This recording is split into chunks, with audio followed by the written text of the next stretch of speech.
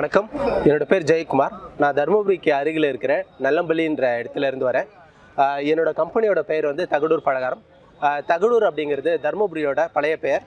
So பழமையை நோக்கி கொஞ்சம் நகரணுன்ற எண்ணத்தில் இந்த பெயருக்கு தகடூர் அப்படின்னு என்னோட நிறுவனத்துக்கு பெயர் வச்சுருக்கேன். நாம் இங்கே விளையிற பாரம்பரியமான அரிசிகளும் சிறுதானியங்களும் பயன்படுத்துறது ரொம்ப குறைவாக இருக்குது.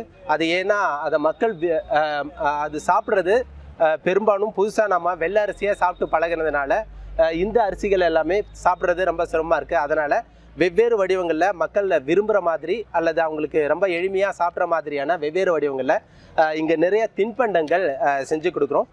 இதோட நோக்கம் வந்து நம்ம இந்த பயன்பாடு இங்கே விளையிற நம்மளோட பாரம்பரிய அரிசியும் சிறுதானியங்களும் மக்கள் பயன்படுத்துறது அதிகமாகணும் அப்படின்றதுக்காக இங்கே வெவ்வேறு வடிவங்களில் இதை செஞ்சு விற்பனை செஞ்சிட்ருக்கோம். இதில் குறிப்பாக சிறுதானியங்களில் இனிப்பு காரம் இது ரெண்டுமே செஞ்சிட்ருக்கேன்.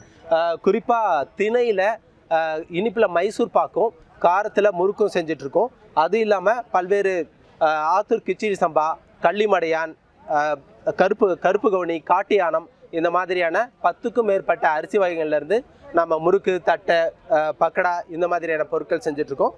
குறிப்பாக 60ஆம் குருவை அப்படிங்கிற ஒரு அரிசியிலேருந்து தட்டை மக்கள் ரொம்ப விரும்பி அதை கேட்குறாங்க. அது இல்லாமல் நாம் அன்றாடம் பயன்படுத்துகிற வெங்காயம், பூண்டு, இஞ்சி, இந்த சீரகம் இந்த மாதிரி பொருட்களை இந்த சிறுதானியங்களில் அல்லது பாரம்பரிய அரிசிகளில் சேர்த்து நாம் பலகாரம் செய்கிறோம்.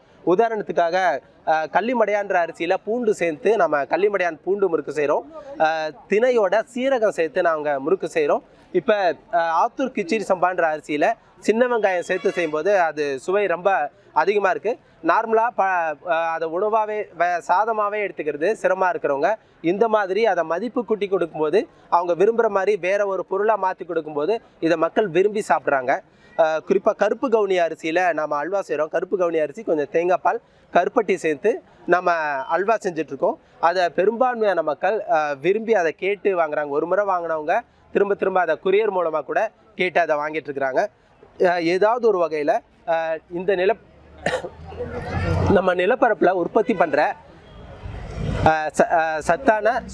சத்தான உணவுப் பொருட்கள் மக்களை சென்றடையணும் என்ற நோக்கத்துக்காக இதை தொடர்ந்து செஞ்சிட்ருக்கோம். உங்களுக்கு ஏதாவது குரியர் உங்களுக்கு இந்த பொருட்கள் தேவைப்படுதுன்னா நீங்கள் குரியர்லேயும் காண்டாக்ட் பண்ணி வாங்கிக்க முடியும். நன்றி. தொடர்புக்கு 999 41 69 198. நன்றி.